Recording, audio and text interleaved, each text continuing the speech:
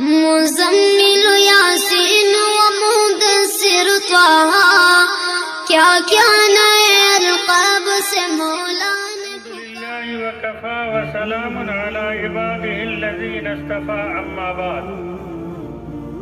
قال الله تبارك وتعالى في القرآن المجيد: أعوذ بالله من الشيطان الرجيم.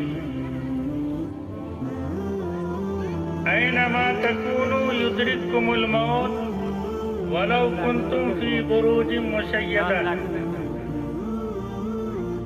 معزز سامعین کرام، پردہ نشی خواتین اسلام، آج کی یہ مجلس تعزیتی مجلس ہے. سب سے پہلے یہ بات سمجھ لی جائے، آج کے ترقی یافتہ زمانے میں انسان بہت کچھ سیکھا، بہت کچھ کیا، بہت کچھ پڑھا، بہت ساری چیزوں کا انتظام کیا، چیزوں کے سڑنے گلنے سے بچنے کے لیے فریج کا ایجاد کیا،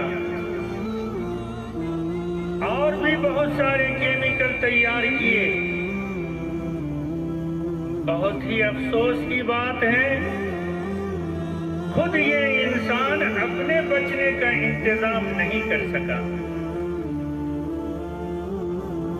اور اگر اپنے سمجھ سے کرتا بھی ہے یا کر بھی لے گا تو اللہ رب العزت قرآن پاک میں اعلان فرمایا: اینما تکونو. لفظی ترجمہ ہے کہاں رہو گے. مطلبی ترجمے میں جائیں گے تو اللہ رب العزت ارشاد فرماتے ہیں: اینما تکونو، کہاں تک بھاگو گے. اینما تکونو، کہاں تک چھپو گے. اینما تکونو، کب تک بچتے رہو گے، کب تک بھاگتے رہو گے، کہاں تک جاؤ گے.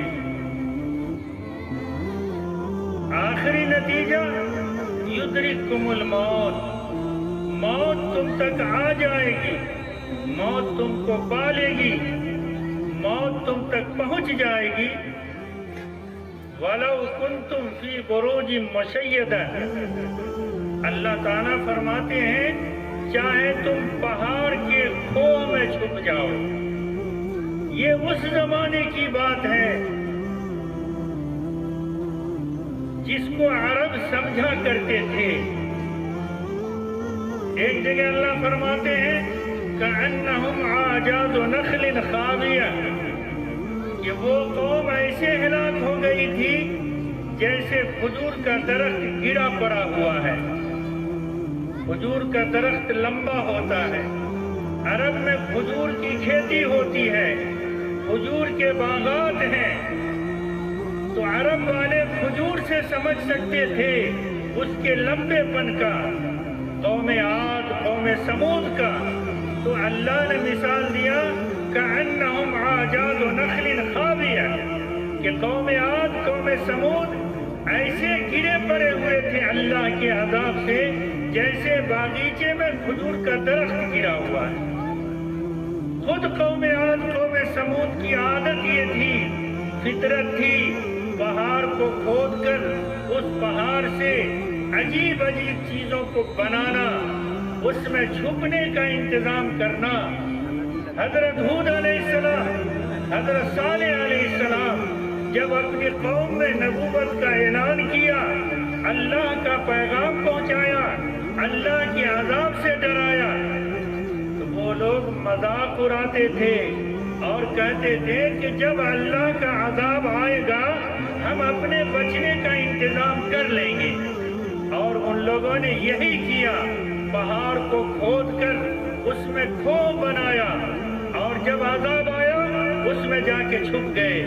اللہ کی پناہ، اللہ تعالیٰ انسان کے بات، کردار، قول، عمل تو دور کی بات، جو دل میں وہ کل سوچے گا اللہ ابھی جان رہا ہے. اللہ رب العزت اس کے اس نیت کو سمجھ رہے تھے کہ یہ پہاڑ کو کھودے گا، اس میں جا کے چھپے گا۔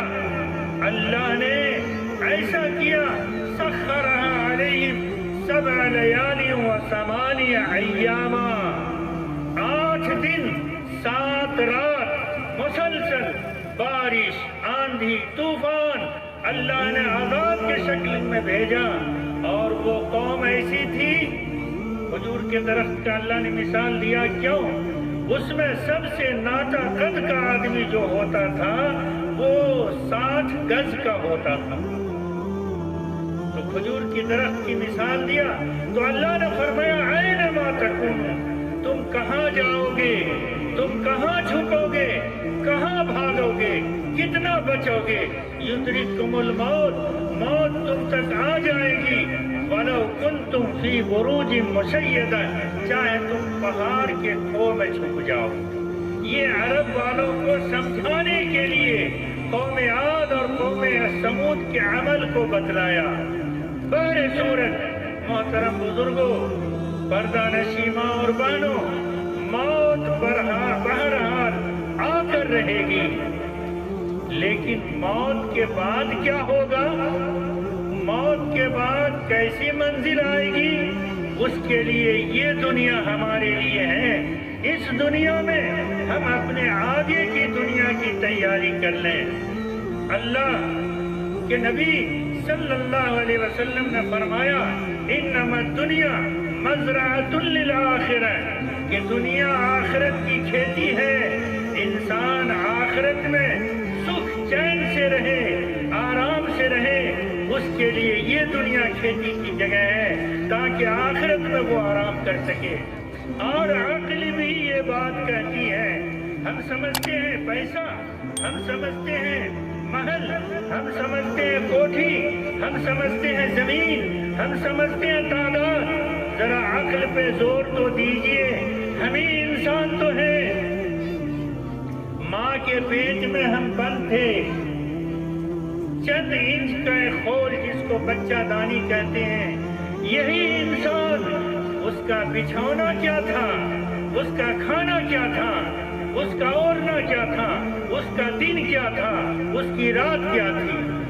بچھونا بچہ دانی چمڑے کا خول، اندھیری کوٹھری، کھانا کیا، ماں جو کھاتی تھی اس سے جو خون بنتا تھا، اسی خون کے لوتھڑے کو ہمیں تو ماں کے پیٹ میں کھاتے تھے۔ ہمیں انسان جب اس دنیا میں قدم رکھے، وہ میرا اوڑھنا بچھونا چمڑا کا نہیں، میرا کھانا خون نہیں، میری کوٹھری اندھیری نہیں، یہ بجلی، یہ کمکمے، یہ گیہوں چاول پھل فروٹ کھانا، یہ بہترین کپڑا، ہمیں تو انسان ہے۔ دنیا بدل گئی، جگہ بدل گئی، کھانا بدل گیا، گھر بدل گیا، اوڑھنا بدل گیا، بچھونا بدل گیا۔ یہی انسان ہمیں جب اس دنیا کو چھوڑ کر جائیں گے، عقل نہیں مانتی ہے کہ ماں کے پیٹ میں جو کھانا اس دنیا میں بدل گیا، تو کیا اس دنیا کا کھانا قبر میں کام دے گا، آخرت میں کام دے گا؟ نہیں میرے بھائی، جگہ بدل جائے گی، زمانہ بدل جائے گا، دن رات بدل جائیں گے، تو میرا کھانا پینا اوڑھنا بچھونا سب بدل جائے گا۔ اور وہ کیا ہوگا؟ وہاں میرا عمل، میرا کھانا ہوگا، میرا کرتب، میرا بچھونا ہوگا، اللہ کی رضامندی پہ چلنے والا عمل میرے لیے وہاں خوشگوار زندگی ہوگی۔ اسی کو تو سوچئے، آج انسان اس بات کو سوچ نہیں رہا ہے اور اللہ کے دین کو ٹھکرائے ہوا ہے۔ توبہ کیجئے، موت کی تیاری کیجئے، آخرت کی تیاری کیجئے، موت سر پہ کھڑی ہے، توبہ کی بھی مہلت نہیں ہوگی۔ اور اللہ ارحم الراحمین ہے، تمام رحم کرنے والوں میں سب سے زیادہ رحم کرنے والی ذات اللہ کی ذات ہے۔ ہمارے عزیز محترم ایک مصرع پڑھا تھا، 100 بار اگر ٹوٹی توبہ، حیرت ہی اس میں کیا، بخشش کی روایت ہے، توبہ تو ایک بہانہ ہے۔ اللہ اپنے بندوں کو معاف کرنے کے لیے بےتاب ہے۔ آیا ہے کتاب کے اندر کہ ایک پردیسی، ایک بیٹا ماں سے روٹھا ہوا، ماں سے بھاگا ہوا، ماں سے رخ موڑے ہوا، ماں جتنا انتظار کرتی ہے کہ میرا بیٹا میرے سامنے آ جاتا، معافی مانگ لیتا، اللہ اس ماں سے 70 ماں سے زیادہ انتظار کرتا ہے کہ آخر بندہ تو میرا ہے، میرے سامنے آ جائے، رو لے، گر گرا لے، مجھ سے معافی مانگ لے۔ لیکن بندہ ایسا ہے لاپرواہ، بے فکر، سمجھتا ہی نہیں ہے کہ موت کے بعد بھی کچھ ہوگا۔ عقل میں بات آتی ہی نہیں ہے کہ موت کے بعد بھی کچھ سمجھنے کی بات ہے، زندگی گزارنی ہے۔ اور ایسا ہم تو آزاد، بے لگام، کوئی بریک نہیں، جب چاہے نماز پڑھ لیں، جب چاہے روزہ رکھ لیں، جب چاہے داڑھی رکھ لیں، جب چاہے داڑھی مڑا لیں، جب چاہے تبلیغ میں جائیں، جب چاہے تبلیغ کو ٹھکرا دیں، جب چاہے دین پہ چلیں، جب چاہے دین سے ہٹ جائیں۔ ہم سمجھتے ہیں میری دنیا، میرا دین، جیسے چاہے ویسے کریں۔ یاد رکھیے ہم آزاد نہیں ہیں، تیرے آزاد بندے کی نہ یہ دنیا نہ وہ دنیا۔ ہم کیسے آزاد ہیں؟ تیرے آزاد بندے کی نہ یہ دنیا نہ وہ دنیا۔ یہاں جینے پہ پابندی، وہاں مرنے پہ پابندی۔ یہاں ہم ہمیشہ جی نہیں سکتے اور وہاں جا کے کبھی مر نہیں سکتے۔ اس لیے میرے بھائی، جہاں ہمیشہ کی زندگی گزارنا ہے، آرام کی زندگی گزارنا چاہتے ہیں، اور سب سے بڑی بات یہ، جناب محمد رسول اللہ صلی اللہ علیہ وسلم سے زیادہ ہمارے لیے کوئی محبوب ذات نہیں ہے اللہ کے علاوہ۔ کسی کی گرل فرینڈ محبوبہ جس چیز کو پسند کرتی ہے، چند دن کی زندگی ہے، اور بیچ میں ایک بات کہتے ہیں پاخانہ، ایک بات آ گئی بیچ میں، ایک نوجوان ایک لڑکی پہ عاشق ہو گیا، فدا ہو گیا، مر جائیں گے، کٹ جائیں گے، بالکل لاوالا، بال بکھرا ہوا، جنس پھاڑے ہوا، سٹ کو شاٹ کیے ہوا، مجنوں بنا ہوا۔